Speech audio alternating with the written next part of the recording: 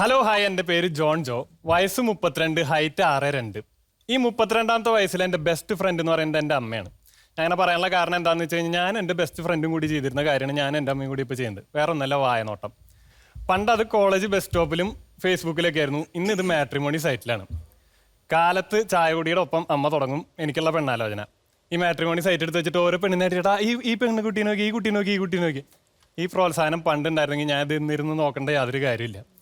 അപ്പോൾ അമ്മ പറയാം, അല്ല ഈ കുട്ടിക്ക് എന്താ കുഴപ്പമെന്ന് ചോദിക്കും. അപ്പോൾ ഞാൻ പറയാം, അമ്മ ആ കുട്ടിക്കല്ല കുഴപ്പം, അമ്മയുടെ കുട്ടിക്കാണ് കുഴപ്പമെന്ന് പറയും. പക്ഷെ അമ്മ ഇതൊന്നും വില വയ്ക്കില്ല, എല്ലാ പെണ്ണുകൾക്ക് റിക്വസ്റ്റ് അയക്കും. ഈ റിക്വസ്റ്റ് അയക്കുന്നത് അമ്മയാണെങ്കിൽ ഈ റിജക്ഷൻ മുഴുവൻ മേടിക്കുന്നത് ഞാനാണ്. അപ്പോൾ അമ്മയെ സംബന്ധിച്ചിടത്തോളം എൻ്റെ എല്ലാ പ്രശ്നങ്ങൾക്കും ഒരൊറ്റ പരിഹാരമുള്ളൂ. മോനെ നീ പോയിന്ന് മുടി വെട്ട്. അമ്മ ഞാൻ പരീക്ഷയ്ക്ക് തോറ്റു, മോനെ നീ ആദ്യം പോയിന്ന് മുടി വെട്ട്. അമ്മ എൻ്റെ കൈയക്ഷരം മോശം, മോനെ നീ ആദ്യം പോയിന്ന് മുടി വെട്ട്. അമ്മ പെട്രോളിൻ്റെ വില വീണ്ടും കൂടി, മോനെ നീ പോയിന്ന് മുടി വെട്ട്. അങ്ങനെ ലോകത്തെ എല്ലാ പ്രശ്നം മാറണമെങ്കിൽ ഞാൻ മുടി വെട്ടിയാൽ മതി. അപ്പോൾ അങ്ങനെ മുടി വെട്ടിയാൽ മതി. അപ്പോൾ ഈ ലോക്ക്ഡൗൺ തുടങ്ങിയ സമയത്താണ് അമ്മ ഈ ആൻഡ്രോയിഡ് ഫോൺ യൂസ് ചെയ്ത് തുടങ്ങുന്നത്. അങ്ങനെയാണ് ഈ മാട്രിമോണി സൈറ്റും യൂട്യൂബൊക്കെ അമ്മ പഠിച്ചെടുക്കുന്നത്. അമ്മയ്ക്ക് ബേസിക്കലി കൃഷിയോട് നല്ല താല്പര്യമുള്ള ഒരാളാണ്. പക്ഷേ ഈ യൂട്യൂബ് വന്നതോടുകൂടി അമ്മയുടെ കൃഷി രീതികൾ മൊത്തം മാറി. അത്ര നാൾ വരെ വെണ്ടയ്ക്ക, തക്കാളി, പച്ചമുളക്, പയറൊക്കെ നട്ടായിരുന്നു. അമ്മ ക്യാരറ്റ്, ബീട്രൂട്ട്, ക്യാബേജ്, കോളിഫ്ലവറൊക്കെ നട്ടു തുടങ്ങി.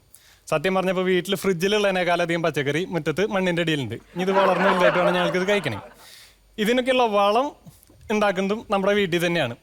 വേറെ ഒന്നുമില്ല, പഴത്തോല് മുതൽ ഉള്ളിത്തോല് വരെയുള്ള സകല ഫുഡ് വേസ്റ്റും ഇപ്പോൾ വളം കീടനാശിനിയൊക്കെ ആയിക്കൊണ്ടിരിക്കുകയാണ്. അപ്പം അമ്മ ഇങ്ങനെ ഉണ്ടാക്കിയൊരു കീടനാശിനി കഴിഞ്ഞ ദിവസം ഞങ്ങളുടെ വീടിൻ്റെ മുറ്റത്ത് ചെടികൾക്കൊക്കെ ഒന്ന് തെളിച്ചു. ദോഷം പറയരുതല്ലോ, 100 മീറ്റർ ചുറ്റളവുള്ള മനുഷ്യന്മാർക്ക് പോലും നടക്കാൻ പറ്റാത്ത നാറ്റായിരുന്നു. എല്ലാ ദിവസവും വൈകിട്ട് വീട്ടിൽ വന്നുകൊണ്ടിരുന്ന കൂട്ടുകാർ അതോടുകൂടി വരവ് നിർത്തി. അപ്പം അമ്മ പറഞ്ഞു, ഓക്കെ കീടനാശിനി വർക്ക് ചെയ്യുന്നുണ്ട്. അപ്പോൾ ഈ കീടനാശിനി വർക്ക് ചെയ്യുന്നുണ്ട്. അമ്മ ഈ പറമ്പിൽ നിന്ന് വിളവെടുപ്പ് കഴിഞ്ഞിട്ട് തിരിച്ച് വരവ് കണ്ടു കഴിഞ്ഞാൽ നമുക്ക് തോന്നും 2 ലോറി പച്ചക്കറി തമിഴ്നാട്ടിലേക്ക് കയറ്റി വെച്ചിട്ടുള്ള വരവാണ്. ഒന്നുമില്ല, ഒരു സാമ്പാറിനുള്ള കഷ്ണം കഷ്ടി കിട്ടിയിട്ടുണ്ടോ. അന്നത്തെ ദിവസത്തെ സാമ്പാർ വിളമ്പുമ്പോൾ അമ്മ ഈ കഷ്ണങ്ങളൊക്കെ നമുക്ക് പരിചയപ്പെടുത്തി തരും. മോനെ ആ തക്കാളി നമ്മുടെ പറമ്പിലുണ്ടായതാ, മോനെ ആ വെണ്ടക്ക നമ്മുടെ പറമ്പിലുണ്ടായതാ. അപ്പം അന്നത്തെ ദിവസം ഉരുളക്കിഴങ്ങ് കഴിച്ചില്ലെങ്കിൽ ഈ തക്കാളി വെണ്ടയ്ക്ക നമ്മൾ കഴിച്ചോളണം. അപ്പോൾ സ്ഥിരമായിട്ട് ഈ ഉരുളക്കിഴങ്ങ് മാറ്റി നിർത്തി കണ്ടപ്പോൾ അമ്മയ്ക്ക് തോന്നി എന്തുകൊണ്ട് ഉരുളക്കിഴങ്ങ് നമ്മുടെ പറമ്പിൽ കൃഷി ചെയ്തോടാണ്.